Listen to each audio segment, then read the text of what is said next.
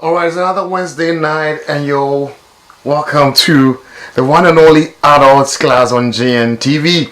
Adults Class, like I keep saying, currently is the most educative adult show in the entire of this country.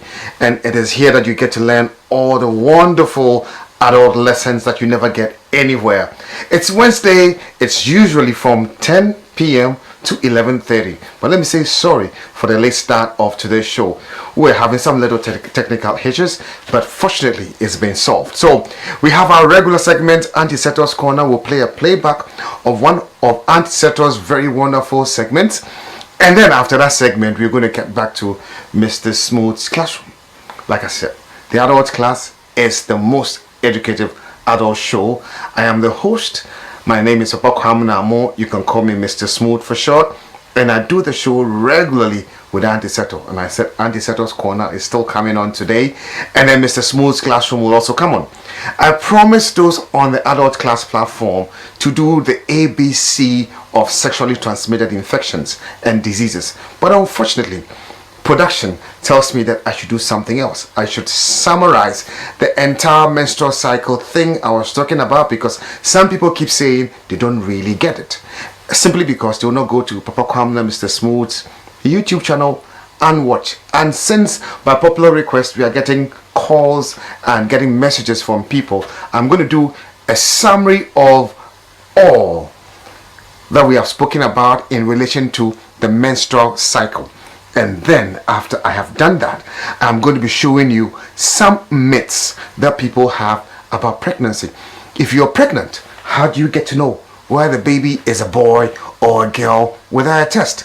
Can you just see it and identify the baby? I remember going to Kumasi not long ago, and I saw a pregnant woman, and I said, "Hey, you're a girl, you have a girl in the belly." And then she said, "How?" I said, "Yes, it's because of the way you're carrying it." So I'm going to show you those basics myths today here live on GNTV, the adults class. Great. My suit is from Mr. Smooth's Collections, and my shoes is from Mike Shoes in Kumasi. And Mike, thank you for making these wonderful shoes for me. I'm sure you're watching it. It's very beautiful. And we'll go for a short break, and when we come back, the adult class starts proper. Yes, I keep saying the adult class is the most educative adult show in the whole of this country. And I'm going to try as much as possible to be as simple and as straightforward today as possible. We have been treating vaginas and vaginal infections for a while now, and then we also looked at the menstrual cycle, what the menstrual cycle is all about. We looked at when you are safe, when you're not safe. We looked at why women ovulate and they still can't have pregnancies. And then we've been looking at all those things that have to do with fertility with women and discharges and all that stuff.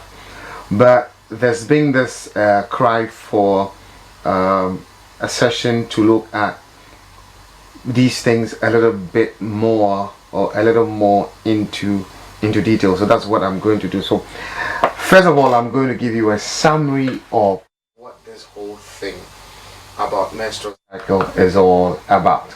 The first thing we should understand is that every organism is not meant to live forever. We are all going to die one way or the other, and every other animal, insects or whatever else is going to die one way or the other. And the only way that life will continue, the only way that the species will continue to exist in this world is when they are able to reproduce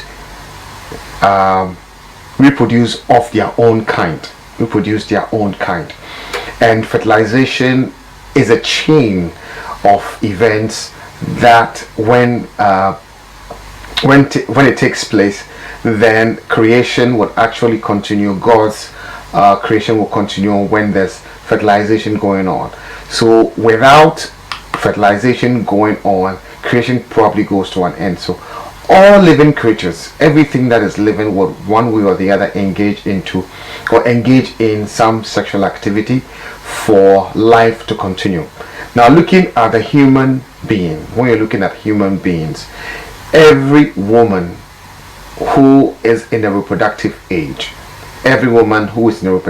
because we all know that when women are born in the adolescent age, they are usually not in the reproductive age, when they hit puberty and start having their menses, then they get into their reproductive age.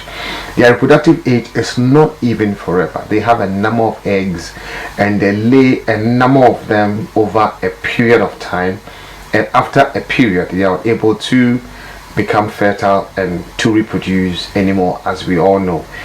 For a woman, mainly every 28 days or fewer or more, depending on the length of your menstrual cycle, usually varying between 21 days and 35 days, a woman will go through that reproductive cycle.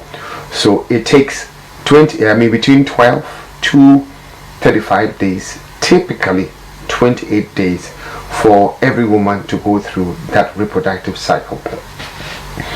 And then there's one prominent feature about this reproductive time, and that prominent feature is the flow of blood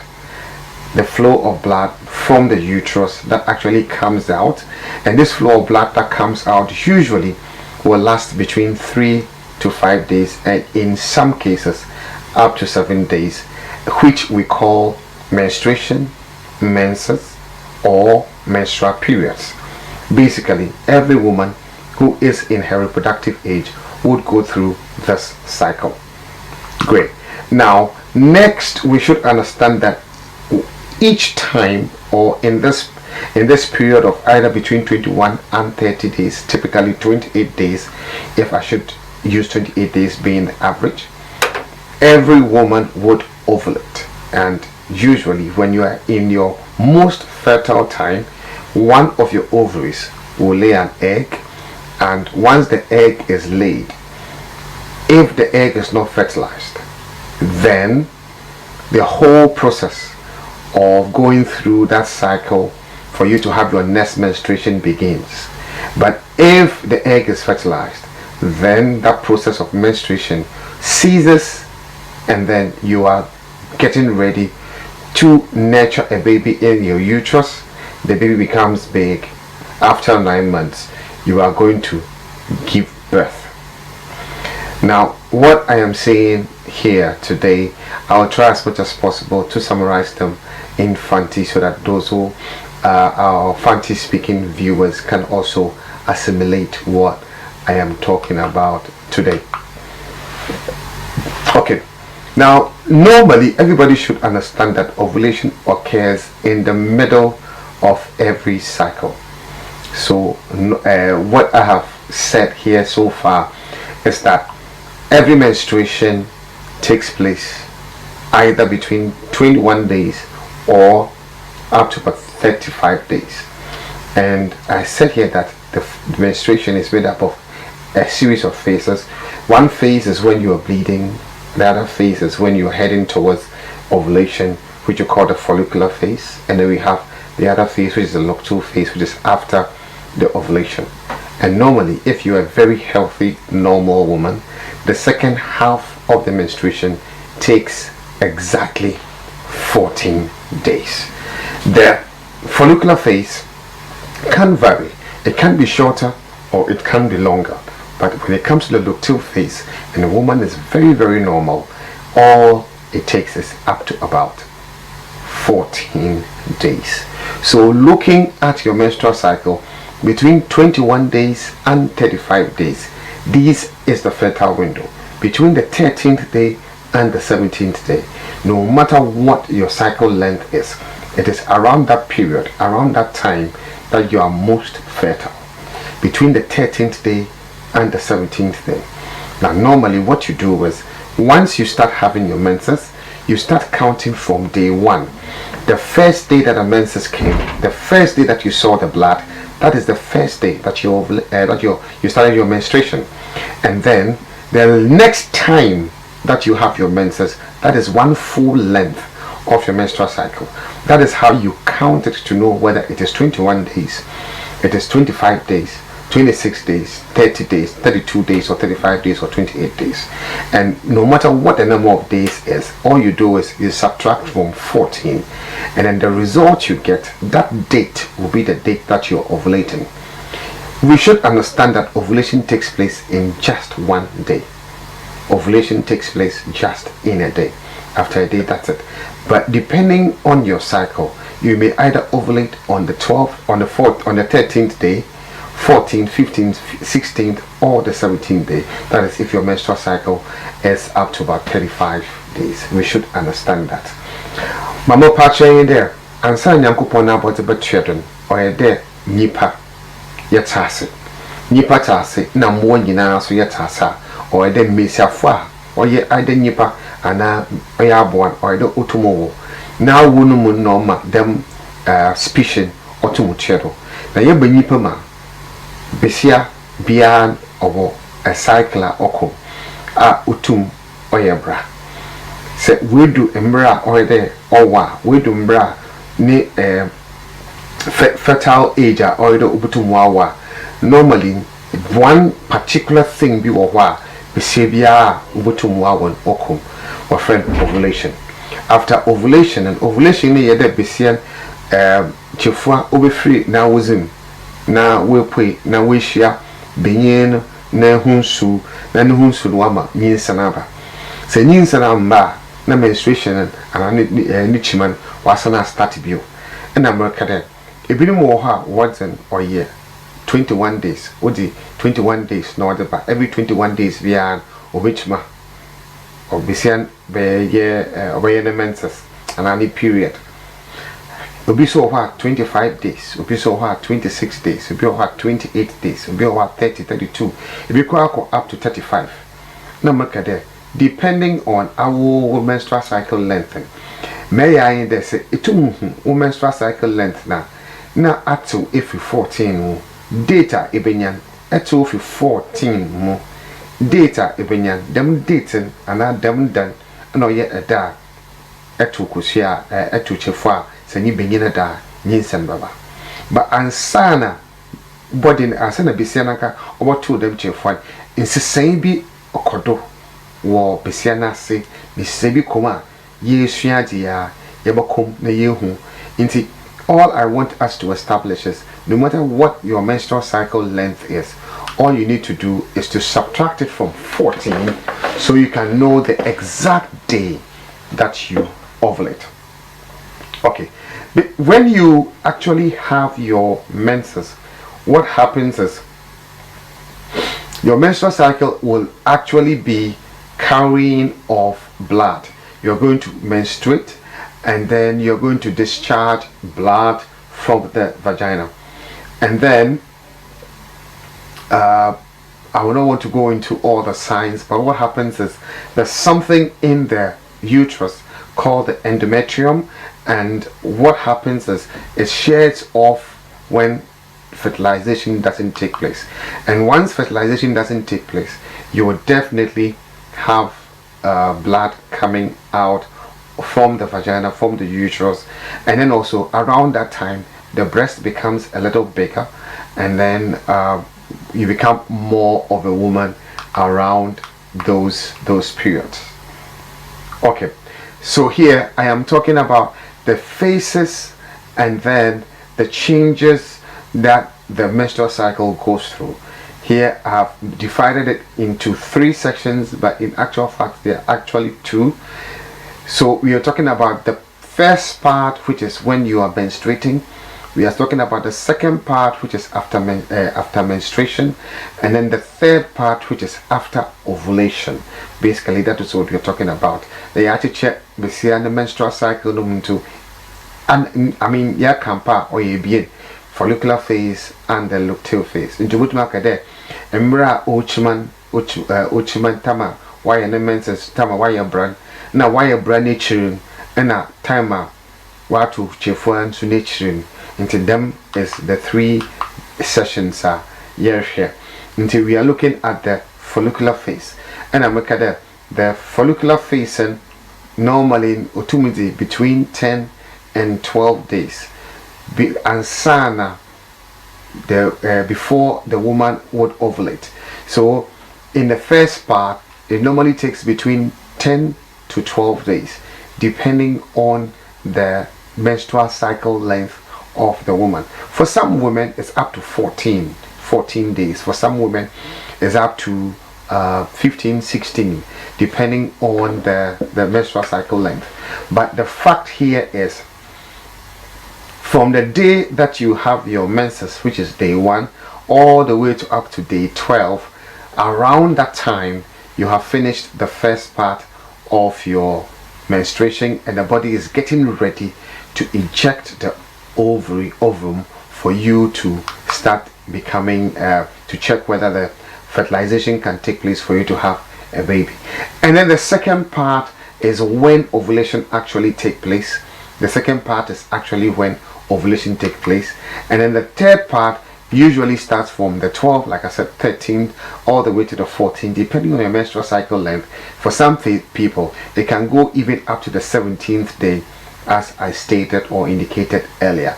And that area or that part of your menstrual cycle is what we refer to as the luteal phase of your menstrual cycle. Indeed, that is basically mama pachai the first pattern, or you're up to 10 to 12 days.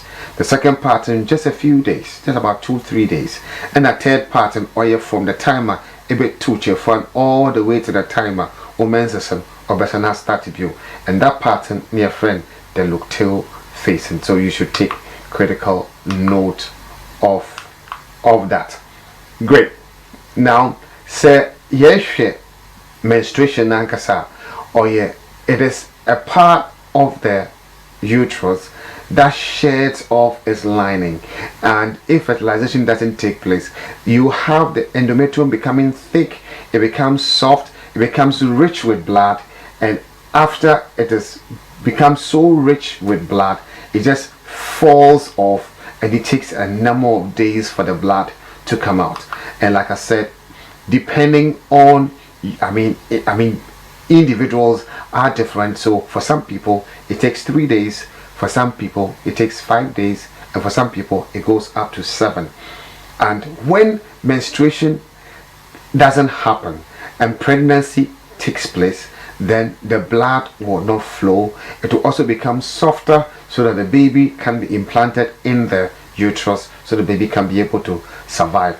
And normally the bleeding phase, like I said, can extend up to 5 days before the next menstrual cycle would start.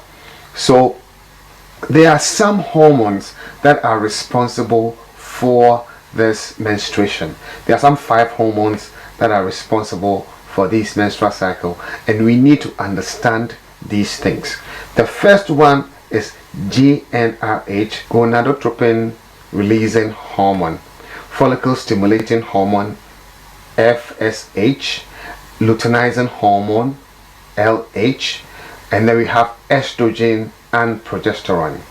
The GnRH, the stimulating follicle stimulating hormone, and then the luteinizing hormone are actually stimulated or brought about by the pituitary gland and the thalamus gland. These glands in the heads are responsible for these release of these hormones. And then once these hormones are released, estrogen will take over, and then after estrogen takes over and ovulation is about to happen, then progesterone actually takes over. So we should take note of it. So we have the gonadotropin releasing hormone, we have follicle stimulating hormone, we have the luteinizing hormone, and then we have estrogen and progesterone being the 5 main hormones that are responsible for every woman's menstrual cycle. So I said that they are actually taken care of by the hypothalamus, which is responsible for controlling the follicle stimulating hormone and the luteinizing hormone from the pituitary gland. And then we have the follicle stimulating hormone causing the ovarian follicle to actually allow the egg in there to mature. So all these things happen, estrogen is released, and then the estrogen levels go high, and when it's about time that the woman is about to ovulate, estrogen levels drop and the progesterone levels goes up, and then that is how this whole system works. Basically, that is how it works. So once estrogen is released The cells that are divided in the endometrium would actually repair all the damages that the menstruation caused in the previous menstruation. So if there's no pregnancy, the line becomes thicker, the tissues increase, luteinizing hormone will be secreted, and then ovulation will cease. And when the egg matures, it breaks down into follicle, and then it moves out through the fallopian tube. And if there's no pregnancy, then you have your menses again. But if there's pregnancy, then while the egg rolls inside the fallopian tube all the way into the uterus, it will implant itself, and then the life of a baby or another baby actually starts. So let's understand that after ovulation, one side of the pituitary gland stops producing the follicle stimulating hormone, but continues to release the luteinizing hormone, and converts all those things into corpus luteum. And I will not want to go into all the signs in here. And what happens then is, then we have estrogen, we have progesterone being produced into the organ, and when there's no pregnancy, like I said, it becomes soft and then it sheds off again. But if there's pregnancy, it remains itself, forms something like a cushion for the baby to be able to stay in there and be able to grow as well. So basically, that is what happens. So when there's no pregnancy, then all these thickening wall and all those things will just dissolve or break down, and then you have your menses coming at the end of the period. So I want you to see how this whole thing happens. So this is a picture of the pituitary gland, and if you look at it, you can see the pituitary gland producing the follicle stimulating hormone, luteinizing hormone, and then the gonadotropin releasing hormone. And then once these hormones are released, you have estrogen being produced, and then you have progesterone being produced, and then you have the egg being laid for the woman to be able to get pregnant and get babies. So it's important that we get to know even where this pituitary gland is that we are talking about. So take a look at it. So you can see the thalamus gland, you can see the pituitary gland, and then you can see a picture of the ovary, and a picture of the ovary. You can see a picture of the uterus. The white substance you are seeing on the extreme right of the picture, right under the heads, that is the uterus, the back of the uterus. The white substance is the ovaries, and then that slim tube you find there is the fallopian tube. And then the other picture you're seeing there is the pituitary gland and the the thalamus gland, which are responsible for releasing these hormones for your menstruation to happen and for you to be able to get pregnant. So when you have any problem whatsoever with any of these endocrine system, when you have problems with any of these endocrine system, you have problems with any of these hormones, it becomes problematic for you to have babies, become problematic for you to have regular menses, it become problematic for you to have your children if you really want to have kids. Now if you look at the white picture I have just by the uterus, if you have problems with your menstruation and you are not ovulating, it is that ovary, one of the ovary that is not functioning, that is not making you have the children as you may want. So if the ovaries do not lay the eggs, no children can be born. So once the egg is laid, it will pass through that sling tube in there called the fallopian tube, and it will roll into the uterus and implant itself. But if fertilization doesn't take place, then the inner lining of the uterus will shed. And once the inner lining of the uterus is shed or washed off, that is what we call your menstruations, and that is what we are trying to understand this evening. Into mama pa trying there. Them in your I picture say me dey chawoni ono na oma besie bia otum oyebra se bibi tochema wadam inyama yiwa ma wo na adwenem na ma owo na wuzim nyina se bibi tochema ho a besia ontum wo na ontum so onyebra na makere se besie bi wo ho na se opodo wo na so ontum wo a another se wa ya nyinsa namba or possible there new ovaries and either that occur ana beginning na onye juma papa ana there na adwen nyama na oma ne otum oye ochima oye besia nkasan no atochima ontum tukusia na obotum ni benyin enyin san nti we need to understand this area too. Okay,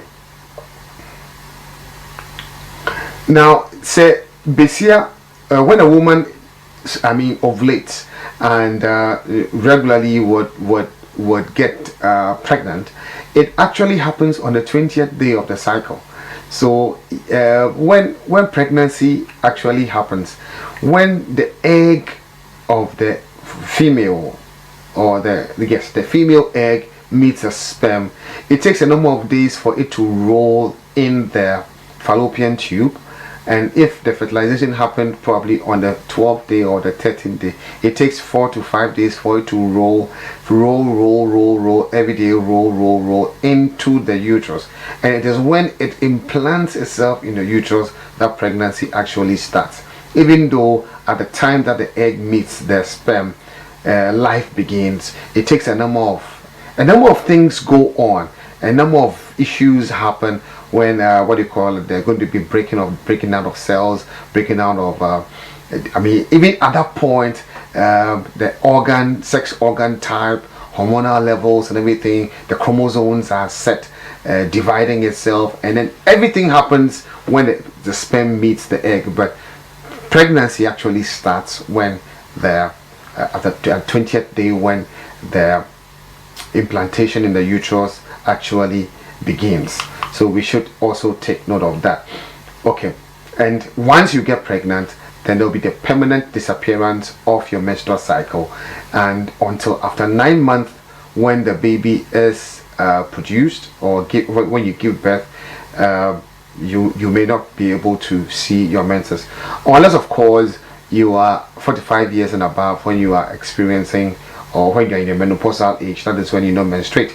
But if you are not in your menopausal age, definitely you would menstruate. Well, we are later on going to look at the effects of menstruations on women and how to avoid all the discomforts that women go through during their menses. I'm going to talk about this typically at another time. But during the menstruation period, estrogen levels are low, and there's little release of the luteinizing hormone and the follicle stimulating hormone. All those ones get low. So estrogen gets low, follicle stimulating hormone goes low, and then luteinizing hormone also goes low. And then once this happens, you're going to be experiencing vaginal atrophy, when you have a very thin layer of the vagina, that is the vaginal atrophy.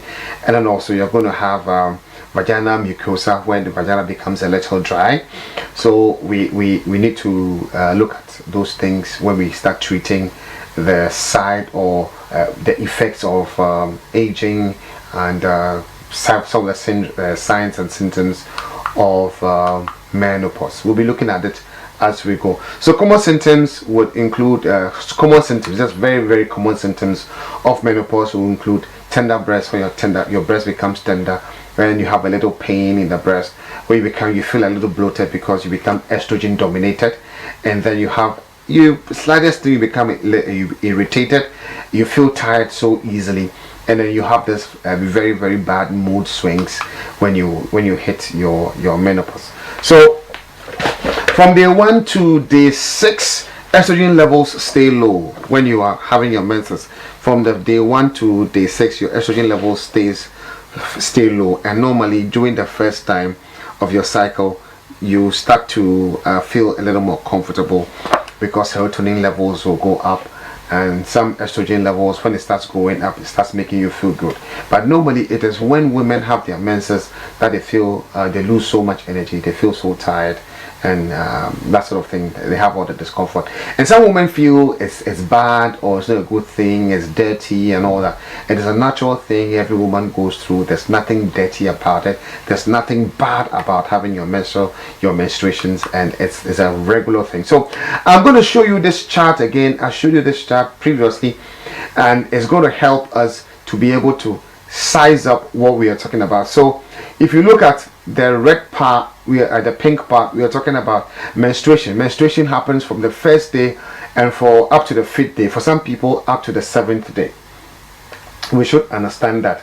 And then the uterus lining becomes thickened, as I was saying, because of the estrogen surge, estrogen going up. It becomes thickened, and around this time, if you are not careful and then you have sex and get some sperm that is very stubborn, it can be hoarded for a number of days and get a woman pregnant. But all the same, around this time, it is not you're not too fertile, and that is a follicular phase up to about the 10th day. And then from the 11th all the way to the 18th day, you are nearing ovulation, and then those times are considered as dangerous times to have sex, from the 11th to the 18th day. This one we are covering the entire menstrual cycle length, irrespective of your menstrual cycle. Whether you have 21, it covers. Whether you have 22, 23, all the way to 35, we've covered it all in this chart. So if you don't know your menstrual cycle length, you can still apply this one and still be safe. All I'm saying here is from day 1 to day 5, when you finish with your menses, from day 6 all the way to day 10, you can engage in sexual encounters, and those times are safe. From day 11 all the way to day 18, you are not safe, especially if you don't want to have children.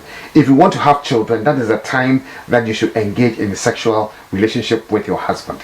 I mean your husband. I'm insisting your husband, and I'm emphasizing your husband. Yes, and then from the 19th day all the way to the time when you have the next menses, you are also free. That's the luteal phase. You are free, you can have sex with your husband and nothing happens. But if you really want to have children, you should time it between the 11th and the 18th day, from day 1 all the way to the 11th and the 18th day. So if the man also has problem with sperm count, you can then hoard the sperm. Hoard the sperm simply means no ejaculations from day 1 up to day 10. Then the body would have accumulated 2 million, 2 million, 2 million.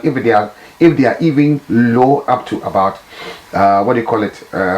If they are very, very, very low, if your sperm count is very, very low, what you can do is, once you hoard the sperm over a period, if the body is not producing the 200 million and it's producing, let's say, if the body is not producing the 2 million and it's producing 500, you can store 4 days, 4 days, 4 days, get enough, so that by the time it's 11th when you start ejaculating, the likelihood of having a child is okay.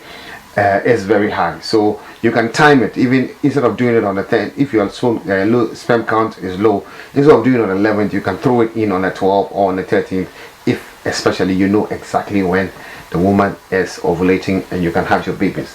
So I've shown it to you again: the luteal phase, the follicular phase, the follicular phase. I've shown you the days that you menstruate, and mama can there from a da ebe your menses, the first 5 days and na moja number even was up to 7. Mama said that's a de enyu sana sepede enyu sana from a da ebe your menses to the 11th day. It started a new ukuno from 11th day all the way to the 18th day. That's a bibia and touch mawo.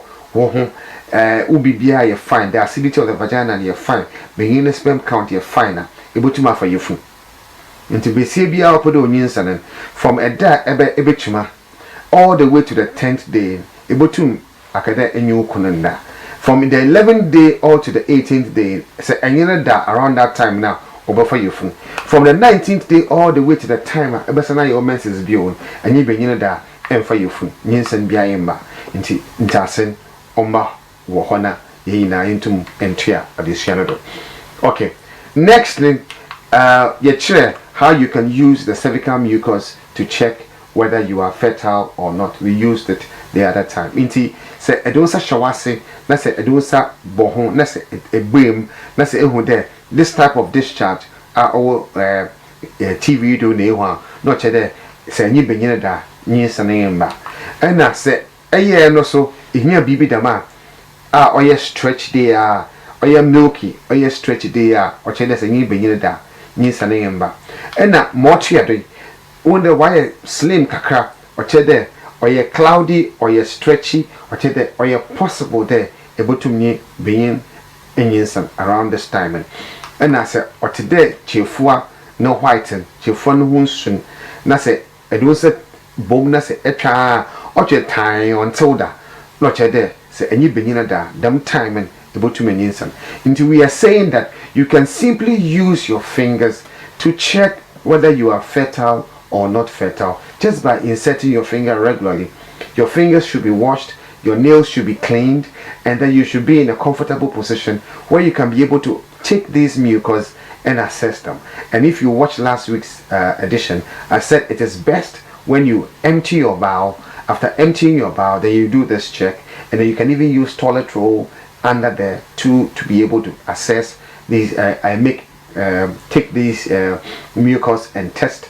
I showed you how it's done last week, and I'm saying that this is how it looks like. And once you get this right, you are good to go.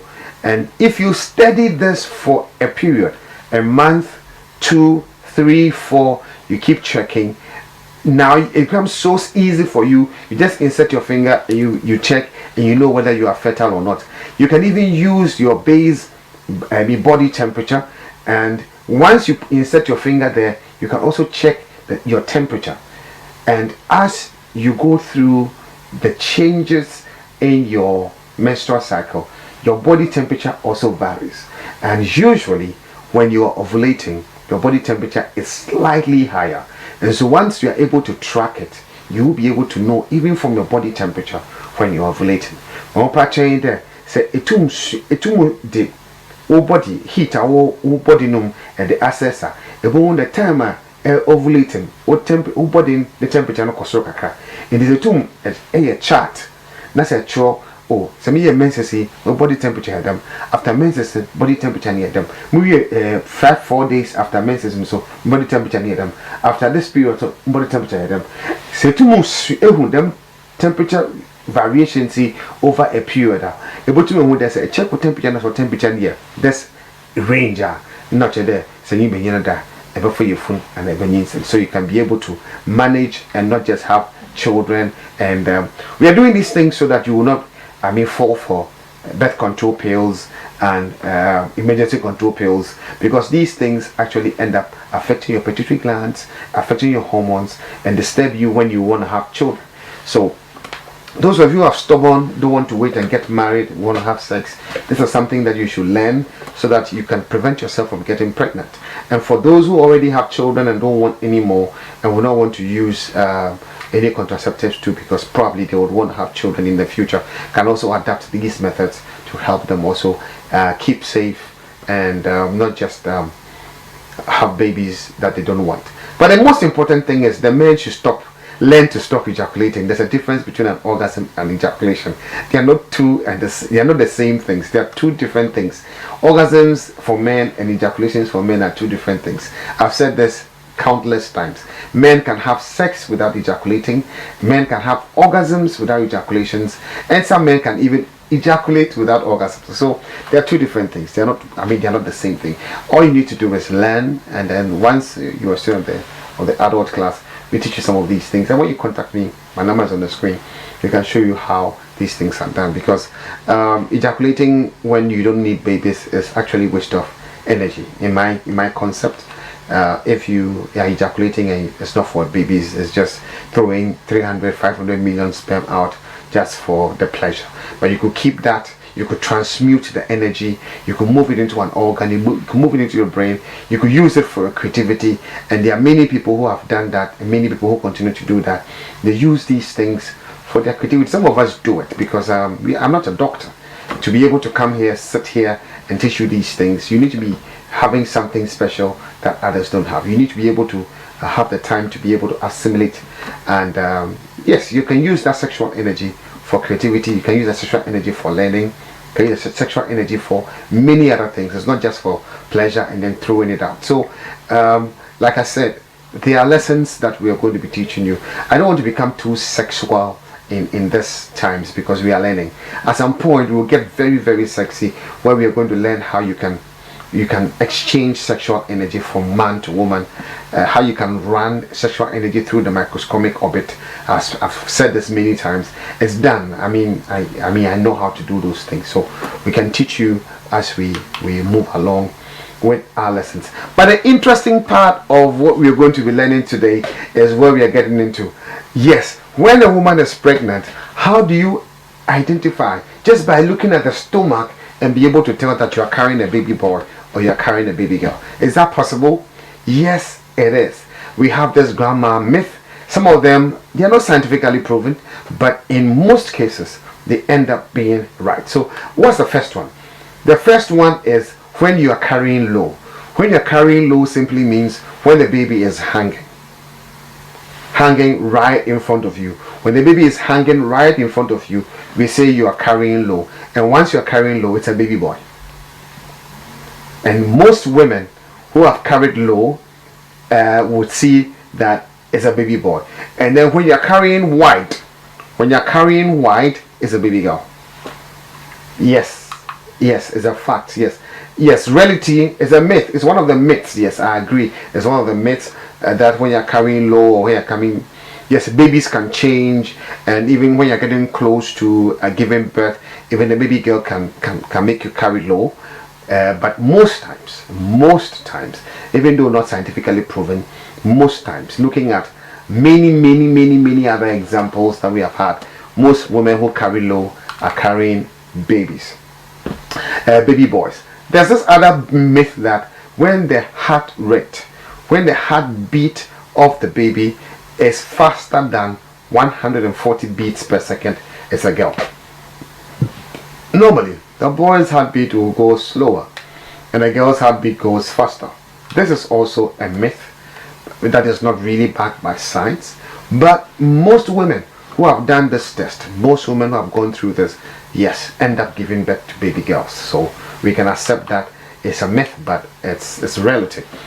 And then also we have this funny test, is swinging off a ring on the hair.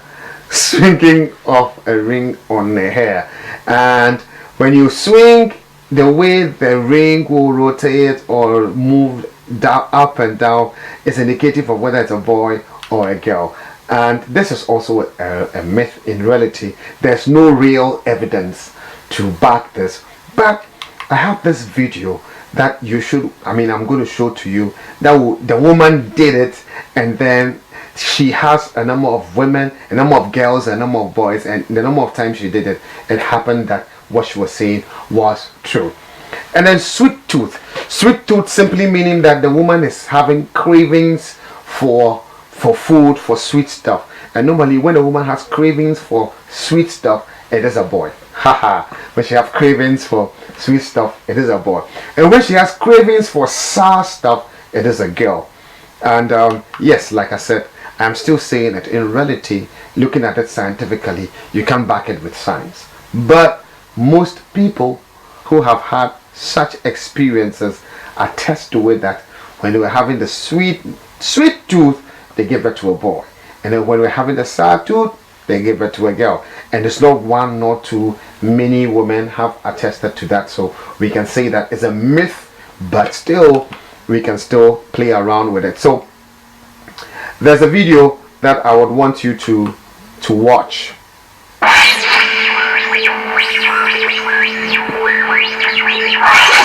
Hey guys, welcome back. Today I'm going to do something on Facebook and on YouTube.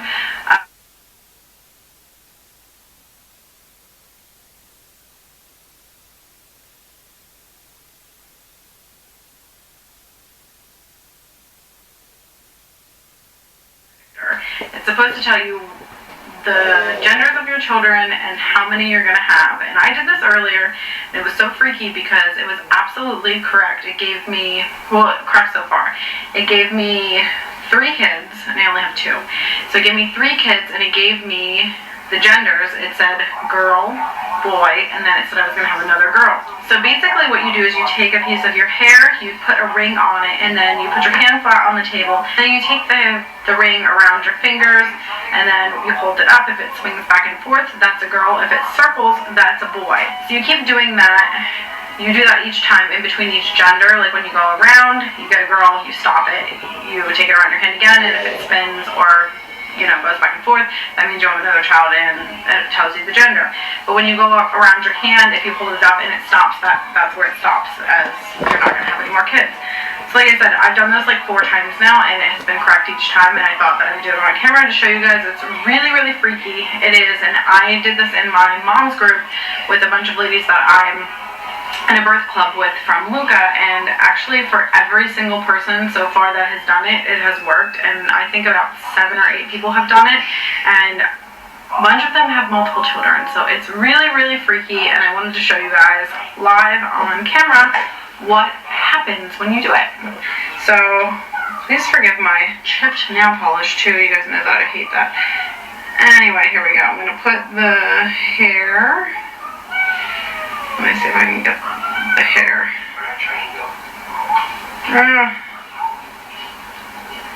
There we go. So now I have my ring attached. So then what you do is you just take your hand and place it flat like this.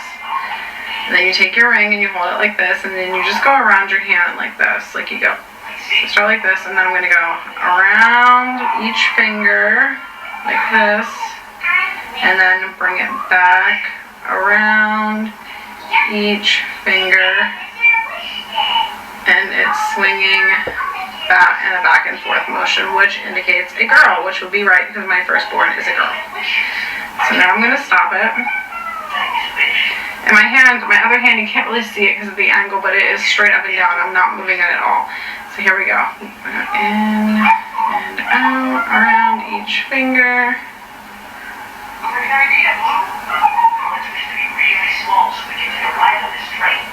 You guys see that? It's circling, indicating a boy. Okay, let's do it again. One more time. Well, I guess it's going to stop one more time. It may stop there. I don't know if it's going to tell me another one or not, but every single time that I have done it so far, since says girl again. And it's like a dominant swing. Okay, let's see if it does another one. Okay, let's see.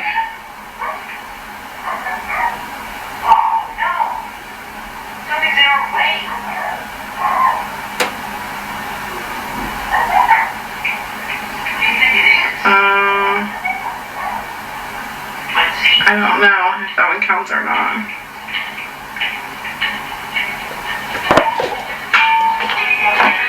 So again, and that one told me I have a girl, a boy, and then another girl, and then I was done. I think that this is so cool. It's really creepy. I know that there's no like validation behind it, or at least I don't think there is, but I thought it was like a cool thing to do. And since I've been seeing it floating around, I wanted to give it a try and show you guys. So if you have it.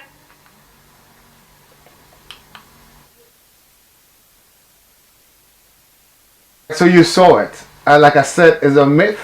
There's no scientific proof behind it, but you saw her do it. And then she has 3 children. Or male basa. Besiako, Beninoko, ne Besiako. Na oyen, oko circle round not to do Besia. So oko up and down na oye Besia. Oko round or Benin. And oko circle round. Up and down and ye Benin Besia. Round and ye Benin. Na up and down. Or male basa. Or you need 3 times. The third one was moving up and down. That is a girl. The second one was moving in circles. That's a boy. The third one was also moving up and down. And the fourth one is stopped because she doesn't have a 4th child. And you can tell me it's a myth, it's not true, whatever. But you saw it live on video, unedited. That's what you do. Okay. So here we are also saying that some women also, some people also believe that when the woman is sick in the stomach, what we call the morning sickness, every time when she gets pregnant, every morning she's not feeling well. The myth here is she is carrying a baby girl. Great. In reality, like I said, nothing really shows, nothing really proves. You don't have too much evidence, but most women who experience serious morning sickness during pregnancy end up carrying girls. And a pebia no year onions and a pebia or year of a finaze or year seriously. what's it there say the margin wo ho enyi se na se ehun the margin no a no che there baby na wo ye men enye test no kra na oye besia. Great. Now the next thing is the we look at the calendar, the Chinese lunar calendar. The Chinese lunar calendar is another very interesting part of being able to detect whether you are carrying a male or a female. Yes, you may not know this one, but I can tell you that the Chinese lunar calendar can actually predict whether you are carrying a baby boy or a baby girl, looking at your age, your date of birth, and the time that you got pregnant. It can be able to tell you that your age, your age, the year, and the time you had the baby. You can be able to tell whether you're having a boy or a girl. So that is what you're saying. The Chinese lunar calendar can predict a baby's gender based on the mother's age, when she conceived, and the month of conception. These three things, when you put together, the Chinese lunar calendar says that you can tell whether the woman is carrying a baby boy or a baby girl. This is actually, we don't have any real evidence to it.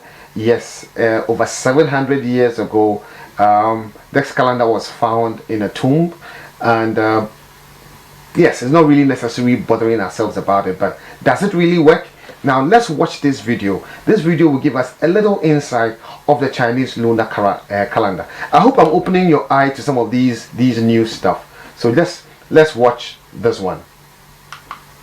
One universal idea is that the Chinese gender calendar is based on lunar cycles, relative to the agricultural calendar, yin-yang ling.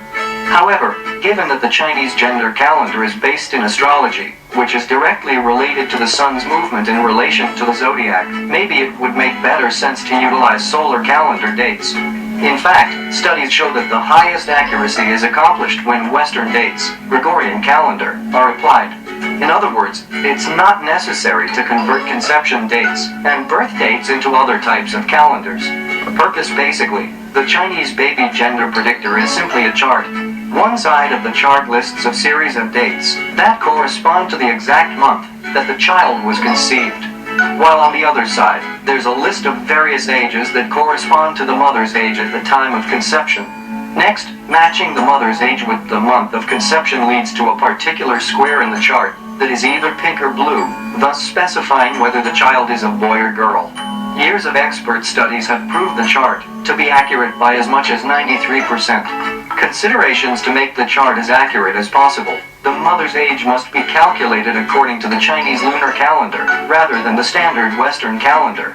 Those mothers whose birthdays occur between February 21st and December 31st on the Gregorian calendar must add another year to their age in order to be accurate. For example, a 25-year-old mother born on July 5th would actually consider herself to be 26 years of age instead of 25. History: the Chinese baby gender predictor is believed to be more than 700 years old and developed by an ancient scholar in the Song dynasty. Although the chart's history is somewhat uncertain, it's thought to have been inadvertently discovered in an unnamed tomb somewhere in the land of China. The original copy of the ancient document rests in the Beijing Electronic Science and Technology Institute. Even though the Chinese gender prediction chart has proven to be 93% accurate, it should not be considered a foolproof way of predicting or planning a pregnancy with the idea that whoever uses it will get exactly what the chart predicts. Okay, so we are back. So you have seen the Chinese lunar calendar myth to showing you what it means here. Now the other myth too is when you have the baby kicking. What you just watched, for those who don't get it, ma opa chai there say besia nyin sana na say oye benyin ana besia yehwe besia imfia wezi I mean imfia wezi na bosuma o onyin senu bosuma won na bosuma onyin senu wo na etum de dem imfia wezi bosuma won wo no nye bosuma onyin senu wo mun etum de hu de obawu benyin ana obawu besia no video na wo hwe. And then we also saying that when the baby is kicking, That is, when the baby is very energetic and is kicking, it means it's a baby boy. And then we are saying that when the baby is quiet and the baby doesn't move, doesn't disturb you, you end up getting a baby girl. These things, we are saying they are myths, but in most times they end up becoming true. The next one is the what do you call it? Okay, let's move on. There's a cabbage test too. There are some people who do a cabbage test where they boil the cabbage, and when the cabbage becomes red, when you boil the head of the cabbage, the way the water changes will determine whether you are carrying a baby boy or a baby girl. And also the side that you sleep, where you feel more comfortable at. There are some people that when you're in the morning, when they wake up, they need what do you call it, to check where you are sleeping the most. If where you were sleeping the most normally indicates that whether you are having a baby boy or a baby girl.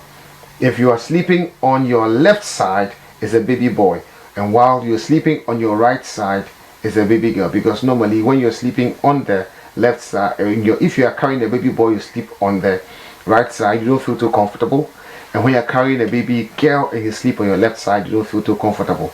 So these are just observations that we have made, and it's a myth though. We can't really prove it, but it works in most cases. Alright, so let's go on with this. I think we have actually gone past our time, so I am going to pause here, and remember that none of these can replace the ultrasound scan, because the ultrasound scan is the real way of checking whether the baby you are carrying is a baby boy or baby girl. With the ultrasound scan, you can actually see the baby, and then you can see the baby's movement. You can be able to see the gender and everything right there. But these are stuff that you can be able to tell whether it's a baby boy or a baby girl even before you do their ultrasound scan. So let's watch this last video. Welcome to Tubeston. 30 noticeable symptoms of baby boy during pregnancy. Some of the noticeable symptoms of having baby boy during pregnancy are: number 1. Tummy positioning. Tummy positioning is one of the common signs that indicates that you will give birth to your baby boy. When you are carrying low, it clearly indicates that you are carrying a baby boy in your womb. Number 2. Urine color. Apparently, the color of your urine changes during pregnancy. The coloration of the urine indicates that you are carrying a baby boy. Varied reports and other sources claim that if your urine appears dark, it means that you are carrying a boy, while cloudy white urine means that you are carrying a girl. Number 3. Acne outburst. During pregnancy, the hormonal balance of the body changes and you experience several physical transformations. The onset of pimples is one of the signs that indicate you are pregnant with boy symptoms. Number 4. Breast size. During pregnancy, your breasts tend to become larger as they prepare for breast milk supply and nurturing your newborn baby. For most women, the left breast is always slightly bigger than the right one. However, when you carry a baby boy, your right breast becomes bigger than the left one. Number 5. Cold feet. The constant sensation of cold feet during pregnancy is one of the clear indications that you are carrying a baby boy. Number 6. Heart rate. During routine prenatal checkups, the doctor regularly measures the heart rate of your unborn baby. If you notice that the heart rate of your baby remains under 140 beats per minute, it could indicate you are pregnant with your baby boy. Number 7. Hair growth. Another common sign to indicate you of having a baby boy is your hair growth rate. When your hair grows faster than the usual rate, it is a clear indication. Number 8. Food cravings. When you are pregnant with your baby boy, you would have a huge craving for sour foods or salty foods. Number 9. Sleeping position. During pregnancy, you often feel exhausted and tired easily. In such condition, if you sleep more on your left side, it indicates of you having a baby boy. Number 10. Dry hands. Drying and cracking of hands is another vital sign to indicate that you are pregnant with your boy symptoms. Number 11. No morning sickness. When you are not experiencing the early symptoms of pregnancy like morning sickness or nausea, it is a sign of having a baby boy. Number 12. Weight gain. Along with a round belly, the nature of your weight gain significantly indicates that you are having symptoms of baby boy during pregnancy. When you carry a baby boy, the extra pounds are mostly visible to your stomach. However, in the case of baby girls, the mother gains weight all over their body, including face. If you like our videos, please subscribe to our channel, comment, and don't forget. Okay, so this is what will be next. How to know the gender of your baby. How to know the gender of a baby in pregnancy. And actually, what we are also going to do is like we're going to take this step another further, where we are going to use soda to test urine of a pregnant woman to check whether it's a baby boy or baby girl, because once you do so, there's something that you can check, you can know.